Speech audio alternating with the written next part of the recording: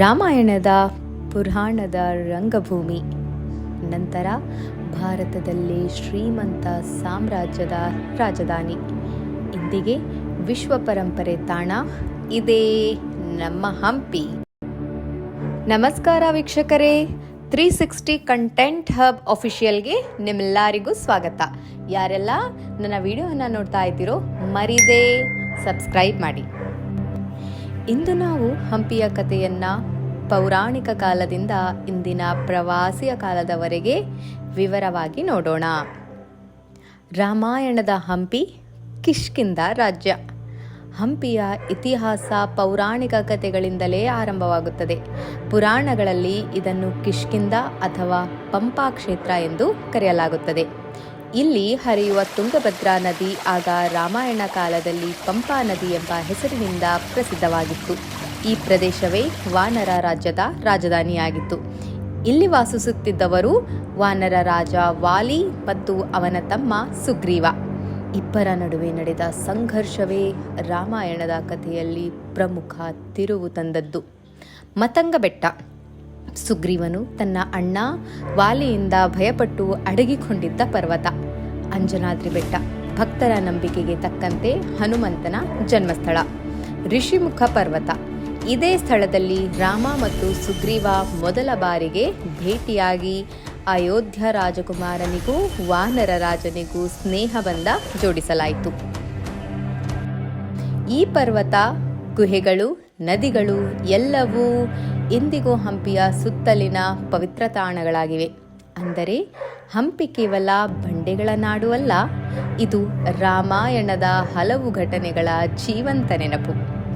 ವಿಜಯನಗರ ಸಾಮ್ರಾಜ್ಯದ ಕಾಲ ಹೇಗಿತ್ತು, ಅದರ ವೈಭವ ಮತ್ತು ಪತನದ ಬಗ್ಗೆ ನೋಡೋಣ ಬನ್ನಿ. ಹಂಪಿಯ ಪೌರಾಣಿಕತೆ ಇತಿಹಾಸಕ್ಕೆ ಜೋಡಿಸಿಕೊಂಡದ್ದು 14ನೇ ಶತಮಾನದಲ್ಲಿ. ಹರಿಹರ ಮತ್ತು ಬುಕ್ಕ ಇಬ್ಬರು ಸಹೋದರರು 1336ರಲ್ಲಿ ವಿಜಯನಗರ ಸಾಮ್ರಾಜ್ಯವನ್ನು ಸ್ಥಾಪಿಸಿದರು. ಅದರ ರಾಜಧಾನಿಯಾಗಿ ಹಂಪಿಯನ್ನು ಆರಿಸಿದರು. ಹಂಪಿ ಬೇಗನೆ ಜಗತ್ತಿನ ಅತಿದೊಡ್ಡ ನಗರಗಳಲ್ಲಿ ಒಂದಾಗಿ ಬೆಳೆಯಿತು. ಪ್ರವಾಸಿಗರ ಟ್ರಾವೆಲಾಗ್ನಲ್ಲಿ ಬರೀತಾರೆ, ಹಾಗೆಯೇ ಪಾಶ್ಚಿಮಾತ್ಯರು ಕೂಡ ಬರೆದಿದ್ದಾರೆ. ಹಂಪಿಯ ಬಜಾರ್ಗಳಲ್ಲಿ ವಜ್ರ ಮತ್ತು ಬಂಗಾರ ತರಕಾರಿಯಂತೆ ಮಾರಾಟವಾಗುತ್ತಿತ್ತು. ಇಂದಿಗೂ ಪ್ರಮುಖವಾಗಿ ಹಾಗೆಯೇ ಉಳ್ಕೊಂಡಿರುವಂತಹ ಪ್ರಮುಖ ತಾಣಗಳೆಂದರೆ ವಿರೂಪಾಕ್ಷ ದೇವಸ್ಥಾನ, ಇಂದಿಗೂ ಪೂಜೆ ನಡೆಯುವ ಹಂಪಿಯ ಹೃದಯ, ವಿತ್ತಳ ದೇವಸ್ಥಾನದ ಕಲ್ಲಿನ ರಥ, ಇಂದಿನ ಭಾರತೀಯ ನೋಟುಗಳ ಮೇಲೆ ಕಾಣುವ ಪ್ರಸಿದ್ಧ ಚಿಹ್ನೆ. ಈ ಒಂದು ವಿತ್ತಳದ ದೇವಸ್ಥಾನದ ಕಲ್ಲಿನ ರಥ ನಮ್ಮ ಭಾರತದ 50 ರೂಪಾಯಿಯ ಮೇಲೆ ಇಂದಿಗೂ ನೋಡೋಕೆ ಸಿಗುತ್ತೆ. ಲೋಟಸ್ ಮಹಲ್, ರಾಜಮನೆತನದ ವಿಶ್ರಾಂತಿ ಸ್ಥಳ. ಆನೆಗಳ ಕೊಟ್ಟಿಗೆ, ಆ ಕಾಲದ ಸೈನ್ಯದ ಶಕ್ತಿಯನ್ನ ತೋರಿಸುವ ಕಟ್ಟಡ. ಹಂಪಿ ಬಜಾರ್, ಅದ್ಭುತ ವಾಣಿಜ್ಯದ ಸಾಕ್ಷಿ. ಅಂದು ಹಂಪಿ ಪೇಕಿಂಗ್ ನಂತರ ಜಗತ್ತಿನ 2ನೇ ದೊಡ್ಡ ನಗರ. ಇಲ್ಲಿ ಕಲಾ, ವಾಸ್ತುಶಿಲ್ಪ, ಸಂಗೀತ, ವ್ಯಾಪಾರ ಎಲ್ಲವೂ ಚುರುಕಾಗಿ ಬೆಳೆಯುತ್ತಿತ್ತು. ಆದರೆ ಆ ಕನಸು ಹೆಚ್ಚು ದಿನ ಉಳಿಯಲಿಲ್ಲ. 1565ರಲ್ಲಿ ನಡೆದ ತಾಳಿಕೋಟೆ ಯುದ್ಧ ವಿಜಯನಗರ ಸಾಮ್ರಾಜ್ಯದ ಕುಸಿತದ ಆರಂಭಕ್ಕೆ ಕಾರಣವಾಯಿತು. ಆ ಯುದ್ಧದಲ್ಲಿ ಸೋತ ನಂತರ ಹಂಪಿಯನ್ನ 6 ತಿಂಗಳುಗಳ ಕಾಲ ನಿರಂತರವಾಗಿ ದೋಚಿದರು. ಮಂದಿರಗಳು, ಅರಮನೆಗಳು, ಮಾರುಕಟ್ಟೆಗಳು ಎಲ್ಲವೂ ಧ್ವಂಸ. ಒಮ್ಮೆ ಜಗತ್ತಿನ ಅತಿ ಶ್ರೀಮಂತ ನಗರವೆಂದಿದ್ದ ಹಂಪಿ ಕಲ್ಲಿನ ಅವಶೇಷಗಳಲ್ಲಿ ಮೌನವಾಗಿ ಉಳಿಯಿತು. ಇಂದಿನ ಹಂಪಿ ಹೇಗಿದೆ, ಅದರ ಇತಿಹಾಸ ಮತ್ತು ಪ್ರವಾಸದ ಬಗ್ಗೆ ನೋಡೋಣ. ಇತಿಹಾಸದ ಬಿರುಗಾಳಿ ಹಾದು ಹೋಗಿದರೂ ಹಂಪಿಯ ಕಲ್ಲುಗಳು ಇನ್ನೂ ಕತೆ ಹೇಳುತ್ತವೆ. ಹಾಗಾಗಿಯೇ ನೀವು ಕಾಲುಂಗುರ ಸಿನಿಮಾ ನೋಡಿರ್ಬೋದು.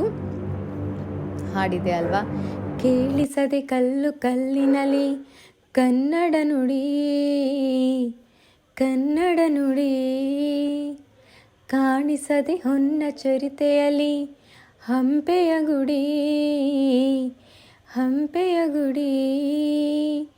ಇಂದಿಗೂ ಜೀವಂತ ಶಿಲೆಯೊಳಗೆ ಸಂಗೀತ, ಸ್ವರ ಸ್ವರದ ಏರಿಳಿತ ತುಂಗೆಯಲಿ ಶ್ರೀಮಂತ ಕಣ ಕಣ ಕಣ ಕರೆ ನೀಡಿದೆ.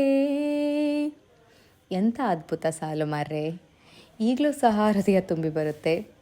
ಸೊ ಈ ಒಂದು 1986ರಲ್ಲಿ ಯುನೆಸ್ಕೋ ಹಂಪಿಯನ್ನು ವಿಶ್ವ ಪರಂಪರೆಯ ತಾಣ ಅಂತ ಘೋಷಿಸುತ್ತೆ. ಇಂದಿನ ಹಂಪಿಗೆ ಬಂದಾಗ ನೀವು 2 ಮುಖಗಳನ್ನು ನೋಡಬಹುದು. ಪುರಾಣದ ಹಂಪಿ, ಅಂಜನಾದ್ರಿ ಬೆಟ್ಟ, ಮತಂಗ ಬೆಟ್ಟ, ಸುಗ್ರೀವ ಗುಹೆ, ಹನುಮಂತನ ಮತ್ತು ರಾಮಾಯಣದ ನೆನಪನ್ನು ಉಳಿಸಿಕೊಂಡಿರುವಂತಹ ತಾಣಗಳು.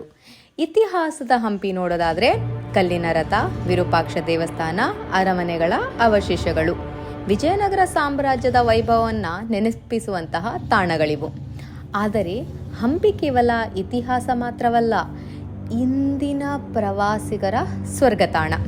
ತುಂಗಭದ್ರಾ ನದಿಯ ಕೋರೇಕಲ್ ರೈಡ್, ಹಂಪಿಯ ರಿಸ್ಟ್ರಿಕ್ ಕೆಫೆಗಳು ಮತ್ತು ಹಾಸ್ಟೆಲ್ಗಳು, ಬ್ಯಾಕ್ ಪ್ಯಾಕರ್ಸ್ಗಳಿಗೆ ಹಂಪಿ ಹೊಸ ಸಂಸ್ಕೃತಿಯ ಅನುಭವ. ಪ್ರತಿ ವರ್ಷ ನಡೆಯುವ ಹಂಪಿ ಉತ್ಸವ ಬೆಳಕು, ನೃತ್ಯ, ಸಂಗೀತ, ಜನಪದ ಇವು ಇತಿಹಾಸಕ್ಕೆ ಹೊಸ ಬಣ್ಣ ತುಂಬುತ್ತವೆ. ಹಂಪಿ ಎಂದರೆ ಇಂದಿಗೂ ಪೌರಾಣಿಕತೆ, ಇತಿಹಾಸ, ಪ್ರಕೃತಿ ಮೂರೂ ಮಿಶ್ರಿತವಾಗಿರುವಂತಹ ನಾಡು.